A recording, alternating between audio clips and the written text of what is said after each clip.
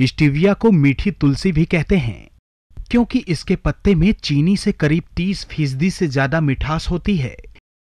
इसका पाउच बनाकर मधुमेह के रोगी चीनी की तरह इस्तेमाल करते हैं। भारत में इसकी खेती पश्चिमी बंगाल, हिमाचल प्रदेश, उत्तराखंड, कश्मीर एवं पंजाब, हरियाणा में कोशिश की जा रही है। इसके जो पत्ते हैं वो बड़े मिठास युक्त होते हैं। इसके पत्तों में जो है डाइटरपीनाइड ग्लाइकोसाइड्स नामक तत्व पाए जाते हैं, जो कि इसमें से महत्वपूर्ण स्टीवियोसाइड है और रिबोडोसाइड। स्टीवियोसाइड है, ये बहुत मीठा है मगर इसमें थोड़ा सा कड़वापन रहता है और जो यह 180 डिग्री टेम्परेचर तक सहन कर सकता है।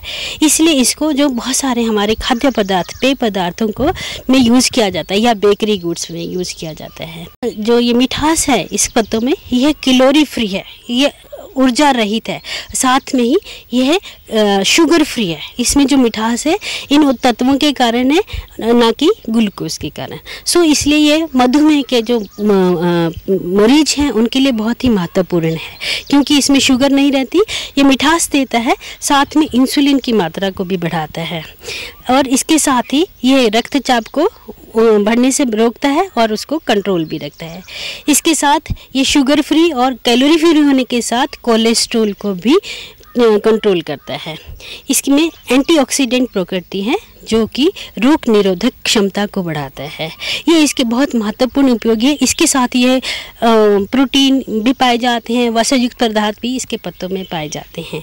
इसलिए आजकल और यह हमारे त्वचा की सिकुड़न को कम करता है, इसलिए हमारी हर्बल क्रीम्स में भी इसकी बहुत जो है मांग बढ़ती जा रही है।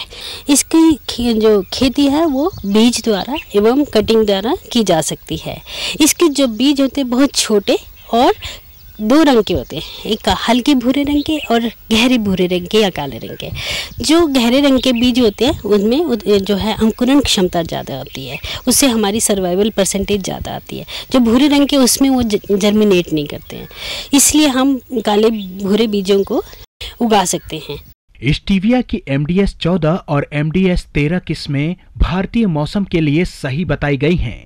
क्यारियों में उगा सकते हैं या फिर हम पॉली हाउस या ग्लास हाउस में भी उसको नर्सरी लगाकर उगा सकते हैं।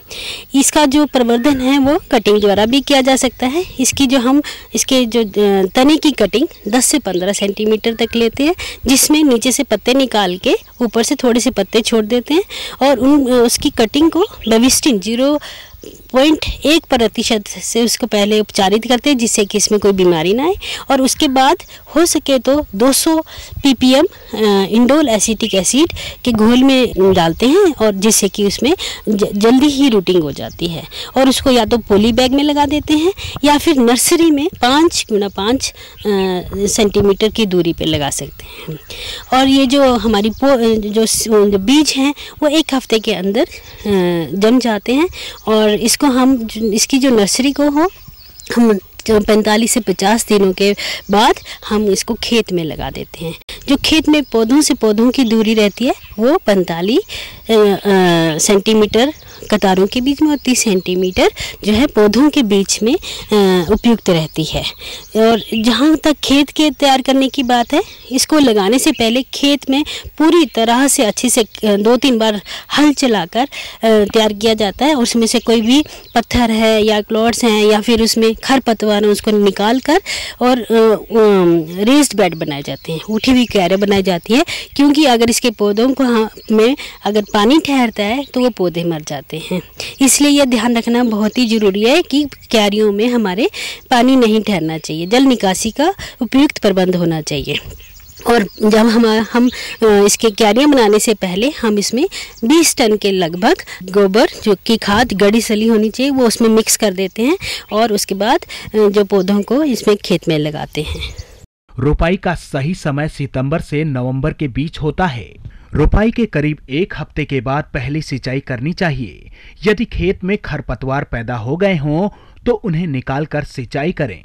पहली सिंचाई के समय 72 kilogram urea, 187 kilogram single super phosphate और 76 किलोग्राम पोटाश जरूर डालें। ज्यादा उपज के लिए फसल पर बोरोन व मैग्नीज जैसे छोटे तत्वों का भी छिड़काव किया जाता है। इसके बाद जो है जब हम पौधे लगा दिए तो समय समय पर इसमें हम खरपतवार निकालनी चाहिए और निराई गुड़ाई करते रहना चाहिए।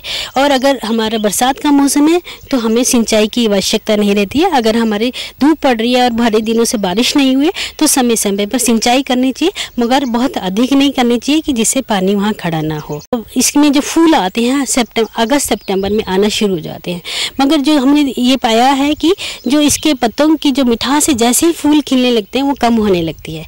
इसलिए इन पत्तों को फूल आने से पहले ही काट लेना चाहिए। ये 5 साल तक हम इस पौधों को खेत में रख सकते हैं। और जो द्वितीय वर्ष में 2 से 3 कटिंग हमारे जो है जलवायु पर निर्भर रहती है। अगर बहुत ठंडी है तो हम 2 कटिंग्स ले सकते हैं, अदरवाइज थोड़ा गर्म इलाका है तो हम इसमें से 2 या 3 कटिंग्स ले सकते हैं। और जब हम पौधे काटते हैं तो वो ज़मीन से 10 से 15 सेंटीमीटर की ऊंचाई पर हमें काटने चाहिए। उसके बाद इनको अच्छे से सुखा के नमी रहित डिब्बों में बंद कर दिया जाता है, या जो हमारी पॉलीथीन लाइंड जो बैग्स रहते हैं, बोरियां रहती हैं, उसमें हम इसको रख देते हैं और ऐसी जगह रखते हैं जहाँ नमी ना हो और पत्ते काले ना पड़े। इसके बाद जो है इसको जो है जो इसका जो उत्पादन है वो हमारे यहाँ पे 1.5 टन से लेकर 2 टन 1 हेक्टेयर की भूमि से प्राप्त किया जा सकता है। और जो हमारे यहाँ पे पत्ते हैं वो 200 रुपये किलो की दर से बिक जाते हैं। तो इस तरह से इस पौधे का उगाकर किसान बहुत अच्छे से लाभ कमा